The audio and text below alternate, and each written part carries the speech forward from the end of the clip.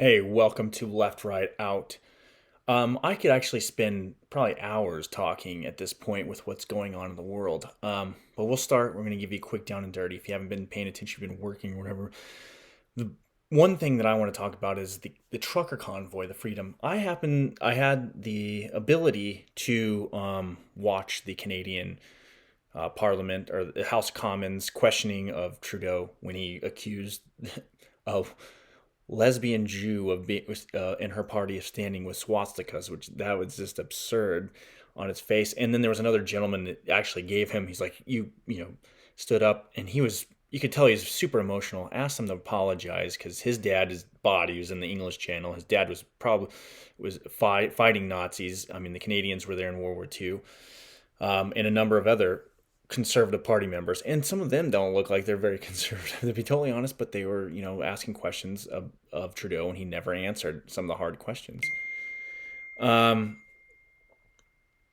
anyway, sorry, his phone goes off right when we get on here, but it's one that's actually something, just a side note, like we ought to turn the House of Representatives and have those kind of meetings where the president has to go down and in a uh, address just like the parliament like that, answer questions and debate on policies and whatnot on the floor of the house. That would be awesome. I think that's one thing we can do.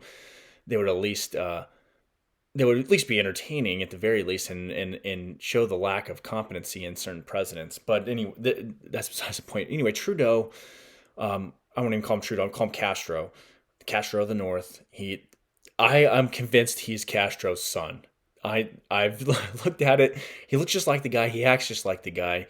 And if you look into, like I said, his mom was pretty promiscuous and had a love like interesting dynamics between her and Castro. But anyway, so he invoked the Emergency Powers Act, right? And just the last couple days, they've been really cracking down. His finance minister, I believe is a female. I was listening to her talk, and it's pretty alarming. Like, this is a dictatorship. This is a tyrannical.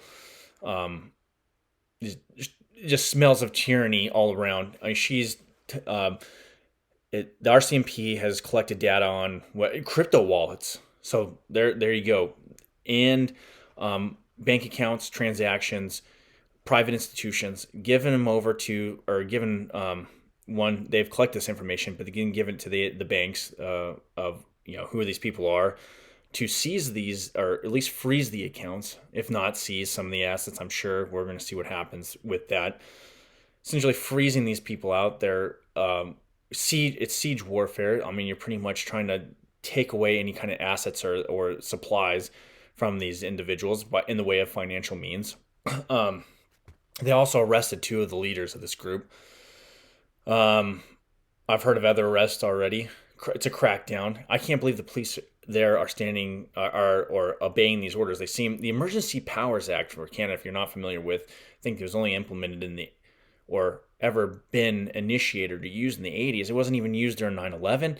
It wasn't used during the Black Lives Matter protests where they're burning stuff and destroying people's business. It wasn't used during the Occupy, because they had Occupy movements up there as well. So it's interesting that these guys, who crime has actually decreased in a lot of these areas, that these guys is being used. These guys are quintessential protesters. This is exactly what the protesting is supposed to be about: is regressing the government. You have disagreements with the government, and they're displaying that, not violently, but but through peaceful protest. And if you listen to Trudeau on the floor, he's equating these people to terrorists, essentially, or he did actually do that. But I mean, on the floor, like, somehow that they are illegal. He kept saying the word illegal protest. Well, what is a legal protest? I mean, is it something that the government sanctions or grants? In fact, that's the anti-protest.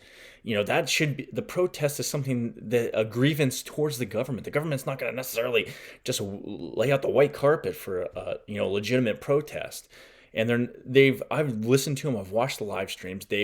Not only are they're blocking roads, but they're allowing roads, at least single lanes, open for emergency vehicles, essential supplies. So these guys are going out of their way to make sure that people aren't hindered. Besides the fact that there's obviously whatever supplies that they would be moving, but that's their job. They don't have to necessarily do it. So there's going to be some impact on people, whether it be goods and services to a certain extent. But these same people that are saying this is impacting Canadians are the same people that told us that we'd have to be, this we might be hurt in other means by the lockdowns or whatever. And they speak out of one side of their mouth and then do something else. But if he wants to be worried about something doing illegal, how about locking down all these Canadians? How about now taking away, using the Emergency Powers Act to enact tyrannical, oppressive policies upon people? You can't financially transact with another individual. You can't make a living. Hey, look at they're coming after people's dogs. So if you get arrested and your dog goes in a pound for 8 days and then it gets whatever, I can't remember the terminology, but essentially they're probably going to euthanize the thing. They're threatening children to take away the children of these people. I mean, this is warfare. This is warfare. This is the new style of warfare on their own people. You can equate this to the first three. I always do this. The first three prequel episodes of Star Wars. This is almost like a very Palpatine moment. I mean, you can go further down this rabbit hole of conspiracy when it comes to this thing, but we can just see at face value that this is tyranny in the modern age right here. And this is, if something is not done now, this Rubicon, this line in the sand has been crossed. And now the propensity to use this kind of power is only going to be greater for anything that goes against the government policy. And if you are freedom, even if you don't, let's say you don't agree with what these guys are doing, the truckers, that's fine. And maybe you don't. But you need to stand up for them for their right to protest, the right to freedom of expression, the right to financially transact with one another. Not because you agree with them, but because you agree that on the principle of freedom of expression, freedom of assembly and speech, because one day it might be you on the other side of this, on the other side of the gun, in the cop car, and you need these guys to stand up for you as well. We've seen this playbook play out earlier in this century, throughout throughout history.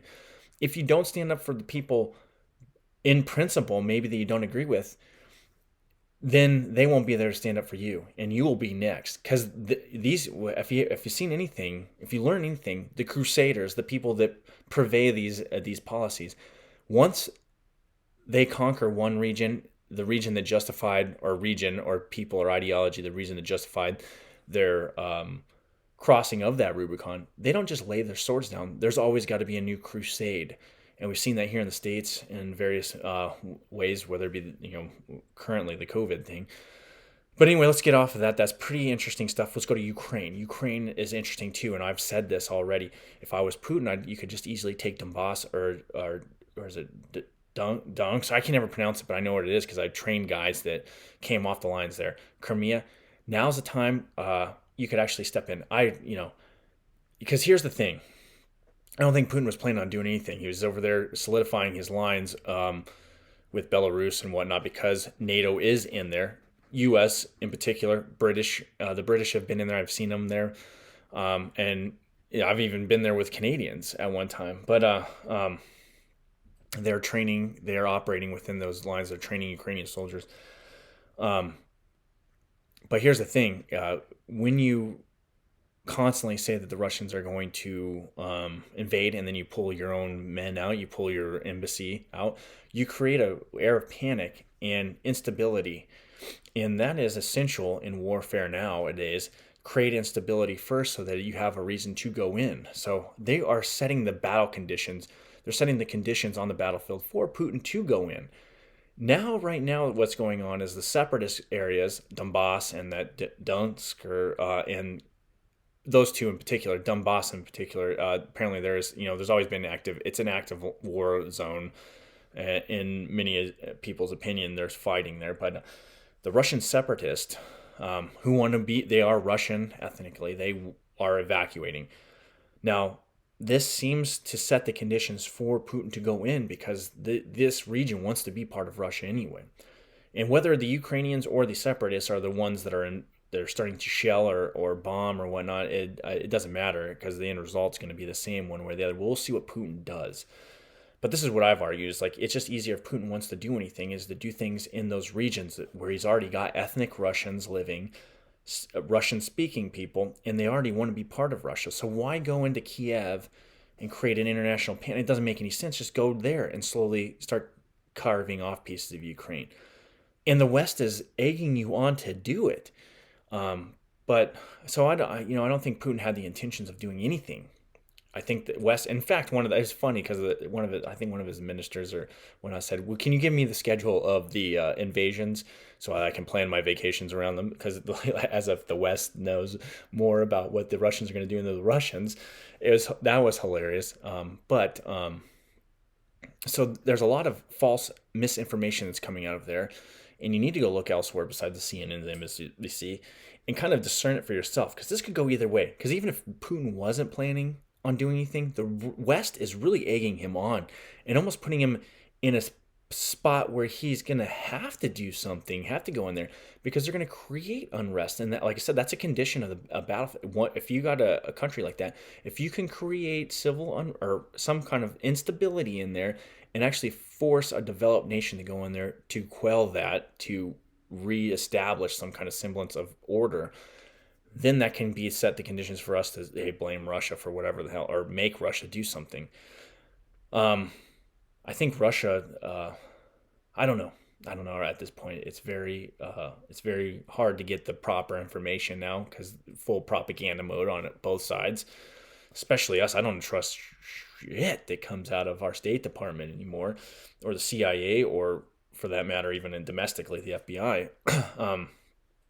But it's a precarious situation. The market's kind of overreacting on this. I think it's going to be a lot of nothingness, but I think the market needs to react more to what the Fed is going to have to do because then we're going to go into economics. So the huge sell-off yesterday. Seems like the stock market's pretty much selling off lightly today, but you have oil moving around near 90. It's pretty solid there. It's probably only going to go up. I wish it wouldn't. I really hope it doesn't.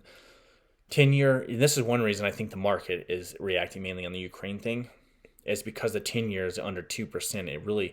You had a huge amount of money moving in there. Like I said, when we have the real crash, that 10-year is going to keep going up, and then we're going to have the crash. And then that goes to Bullard, the St. Louis Fed president. I know I'm talking fast, but we're already at 12 minutes, and this isn't like a long podcast or anything. Bullard wants a full point. He wants a full point rate hike. He wants to get ahead of this because he admits it can get out of control, and it can. I think we're too late. They're damned if they do, damned if they don't at this point. So they have to do something, and a quarter point's just not going to do it. But anything right now, if you get up to that point, you're going to crash the market because all this capital investment and all this, stuff is based off 0% interest rates. Once it becomes untenable with rolling over corporate debt or whatever, or even for us, government debt, once it becomes untenable, then you're going to have the crash, and that's a lot lower than people think. And you can't print your way out of this. So you can try, and you're just going to impoverish many more millions of Americans, and then you're going to crash anyway and have an absolute collapse. Or you can raise interest rate, take the pain now. It will collapse the market. Take the pain now, which we should have done years ago. Now it's going to be hurt really bad, but we have to in order just to save America economically. But we got to do something now, and Bullard kind of knows that, and we'll see what they do. It's not going to look good on this administration, but oh well. I'm looking at America more so. This administration is incompetent. Everywhere you look, they're incompetent. I can't think of, and I'm not just saying this because where I'm more of a libertarian and conservative. I'm just like objectively looking at it. They are completely incompetent. I've never seen such a lack of leadership. And the other thing I didn't talk about, which I would talk about, is the leaked paper or the FOIA paperwork about the Afghanistan withdrawal, talking about how these military leaders, granted, hey, the buck stops with them really on the planning side of things, so they need to be held accountable. But they were talking about how politicians, which happens all the time anyway, but this was, to the nth degree, where the Biden administration, various congressmen coming in there saying we need to do this and that, and really putting them off their game. So they were putting the blame on the administration for changing the plans of withdrawal. So you can look into that and more. I got to wrap this up pretty quick because we're almost at 15 minutes here. But hey, the world is a strange place. tyranny above us and egged on by our own president. He didn't stop them. Hey, if you want to, one, here, let's go. Principled wise here. If you want to control borders outside of Ukraine, I'm going to go there. We ought to control the one of the Mexican border. If we want to spread democracy around the world, freedom principles, we ought to go up north of the border now. I don't know what to do. I don't know what to tell you. It's very. I'm going back to the Canadian thing. It's a very slippery slope. It is a Rubicon, a moment, a very Caesar-esque moment, where you have what was we perceived as a free society up there, seizing people's assets, and we'll get into the crypto thing because that's a whole other bag to open. I'll get into that some other time. How they're able to get these wallets, and it goes back. That's one of my chief concerns about crypto is the ability to tie wallets to people, and then go through all their transactions. Like I said, crypto is good for moving assets across borders, especially nowadays. But it's also good at tracking. If you can, all you gotta do is tie a couple of little things together, and you can figure out who's who. Oh, but that was the other thing I put on my agenda and I didn't talk about. Is hey, if we look at Canada and this finance thing where they're tracking people, we already do that, but we do it a lot more secretively and we do it a lot more succinctly and tactically towards certain enemies, and that's under the Patriot Act. Anything you do over $10,000, and they're trying to get it to these transactions are when they're tracked by the IRS. They have to be reported to the IRS, and don't think that since all these banks, don't think that they don't get subpoenaed every once in a while, or the FBI isn't in there checking things out, or even the CIA.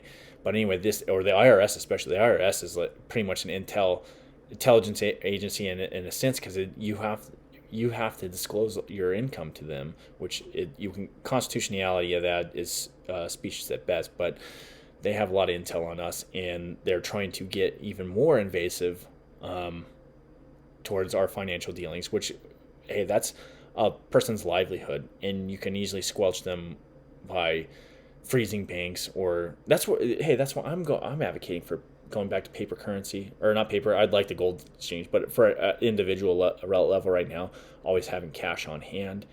Oh, another thing, if you haven't already, and I meant to say this a couple days ago, if you're in Canada, close your banks out, or any of these banks that are involved in this. I would pull my money out. Let's create a bank run up there. Screw them, man. They should be resisting the government at this point. Anybody that's freedom loving, these cops, they should be resisting these orders, because it goes against the principles of which they probably took an oath. I don't know if they take oaths up there to humanity, or to Constitution of sense, or Bill of Rights, or their I can't remember what they call their Bill of Rights that they put in effect in the 80s, but it's something similar. But anyway, I'm going to end it there because we're 18. I don't want to go. These aren't supposed to be that long. Talk to you later. Like, subscribe. Peace.